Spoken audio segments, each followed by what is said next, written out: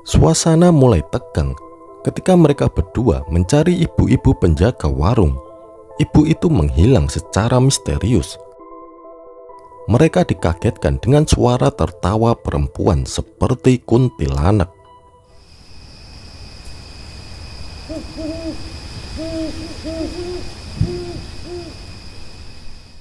Selamat datang di Buzz Story, cerita waktu malam.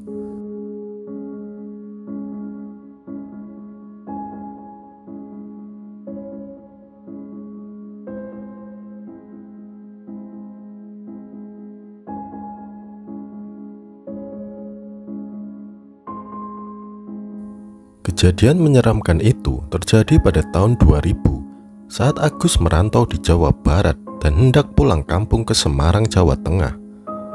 Saat itu hari Jumat, Agus sudah mengambil cuti 2 hari untuk hari Senin dan Selasa, di mana Agus ingin menemui keluarganya di Semarang. Beberapa hari sebelumnya, Agus sudah janjian dengan temannya, Rifkan, yang ingin pulang ke Demak. Mereka janjian pulang bareng mengendarai mobil Agus. Setelah bersiap, berangkatlah mereka sekitar jam 5 sore. Di tahun 2000, jalan tol belum ada, sehingga satu-satunya jalan yang bisa dilewati adalah jalur Alas Roban. Jalan Alas Roban pada saat itu masih melewati bukit berkelok-kelok dan curam. Singkat cerita, Agus dan Rifkan sampai di Brebes pada pukul 11 malam. Karena mereka berdua sempat berhenti lama untuk istirahat, makan dan sholat di Indramayu. Brebes, Tegal, Pemalang sudah mereka lewati dan akhirnya mereka tiba di Pekalongan sesaat sebelum sampai Alas Roban. Kala itu, Agus tidak berpikiran aneh karena ia sudah sering pulang ke Semarang pada malam hari. Jalanan sudah sepi saat mereka sampai di Alas Roban. Jalanan yang semakin lama semakin gelap karena minimnya pencahayaan. Di kiri dan kanan juga ditumbuhi pohon-pohon besar. Sesekali Agus menemui bus antar provinsi yang melintas pada malam hari. Namun tiba-tiba terdengar suara 2 kali seperti benda terjatuh di atas mobil. Karena kaget dan bingung, Agus langsung menepikan mobilnya ke pinggir jalan. Mereka berdua pun mengecek keadaan mobilnya, dan Agus menemukan ada bekas lecet di atas mobilnya. Takut terjadi apa-apa, Agus pun mengecek keadaan sekitar. Setelah mencari, mereka berdua tak menemukan apapun. Lalu mereka kembali masuk ke mobil untuk melanjutkan perjalanan.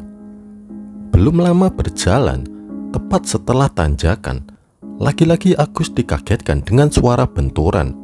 Kali ini suara berasal dari arah depan mobil seperti menabrak sesuatu. "Aduh, nabrak apaan lagi tuh? Udah kamu di dalam aja, biar aku yang turun, Gus," kata Rifkan. Setelah dicek oleh Rifkan, ternyata ban depan mobil bocor dan butuh ditambal. Agus kebingungan karena saat itu sudah pukul 1:30 malam dan tak mungkin ada tambal ban yang buka. Agus juga sudah tidak punya lagi ban cadangan. Agus dan Rifkan melihat keadaan sekitar. Jalanan benar-benar sepi dan gelap, dengan banyaknya pepohonan yang besar di kiri kanan jalan. Mereka pun berjalan ke depan di jalur Alas Roban yang sepi dan gelap.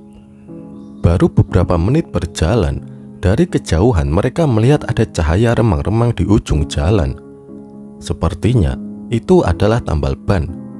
Mereka pun berjalan mendekat untuk memastikan apakah itu tambal ban atau bukan.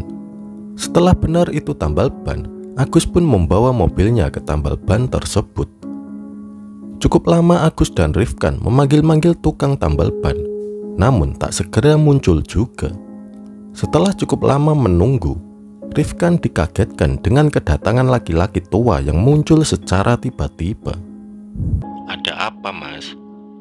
Rifkan pun menjelaskan tentang keadaan mobil mereka yang bocor, dan dijawab oleh pria tersebut bahwa ia bisa memperbaiki ban mobil mereka.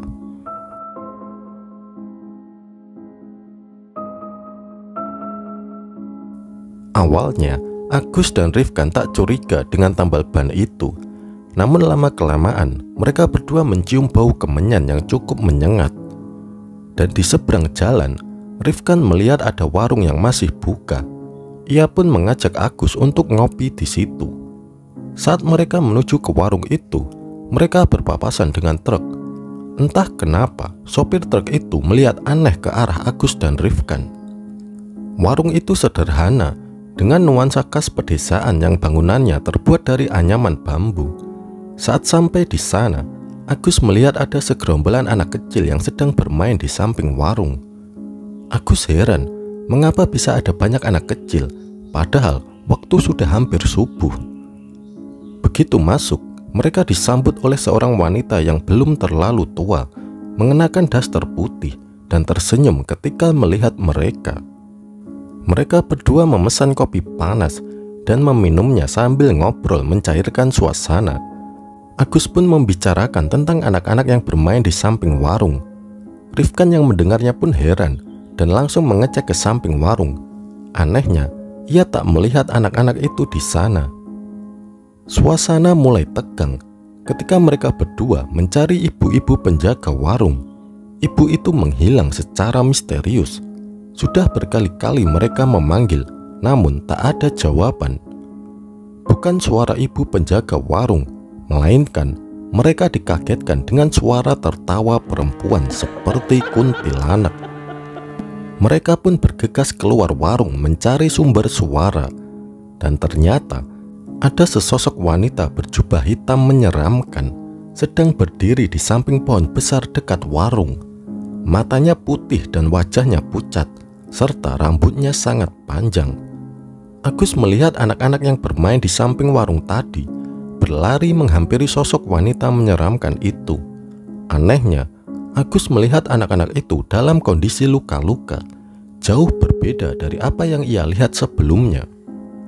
Sosok wanita itu kembali tertawa, yang membuat telinga Agus dan Rifkan terasa sakit. Mereka pun berlari ketakutan menjauhi tempat itu, dan bergegas kembali ke tempat tambal ban. Saat kembali, rupanya tambal ban itu juga menghilang entah kemana. Ternyata lokasi tambal ban itu adalah sebuah pohon besar di pinggir jurang. Untung mobil mereka masih berada di pinggirnya. Mereka berdua langsung masuk ke dalam mobil, dan suara wanita itu kembali terdengar dengan jelas. Agus berusaha menyalakan mobilnya, namun berkali-kali mencoba, mobilnya tidak mau menyala. Rifkan yang melihat hal itu berkata, "Coba disolawatin dulu, Gus."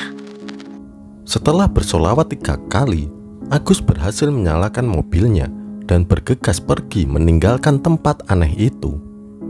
Namun belum lama berjalan, kembali mereka mendengar suara benda jatuh di atas mobil. "Udah lanjut aja, Gus. Ini jam berapa sih? Kok sepi banget?" kata Rifkan. "Jam 3 ini, Rif," jawab Agus. Tiba-tiba saja Agus melihat sosok wanita berjubah hitam tadi melintas di depan mobil. Seketika itu Rifkan berteriak. Agus yang kaget spontan banting setir ke kiri dan menginjak rem secara mendadak. Setelah itu mereka mendengar suara klakson. Anehnya, saat mobil mereka berhenti, sudah langsung berhadapan dengan truk bermuatan barang. Sesaat kemudian terdengar suara orang mengetuk kaca mobil Agus. Terlihat dari dalam mobil ada seorang bapak-bapak yang berboncengan dengan wanita, seperti sepasang suami istri. Agus pun membuka kaca pintu mobilnya. "Kalian gak apa-apa, Mas?" "Gak apa-apa, Pak. Kami cuma kaget ngelihat wanita nyebrang." "Wah, hati-hati, Mas. Di sini rawan. Ayo ikut Bapak saja dari belakang. Nama saya Pak Rahmat. Rumah saya setelah alas roban ini." Saat mengikuti Pak Rahmat dari belakang, Agus melihat Pak Rahmat selalu membunyikan klakson di setiap tikungan. Mereka sampai di rumah Pak Rahmat sebelum azan subuh berkumandang. Setelah sampai, mereka berbincang sejenak dan dilanjutkan sholat subuh berjamaah.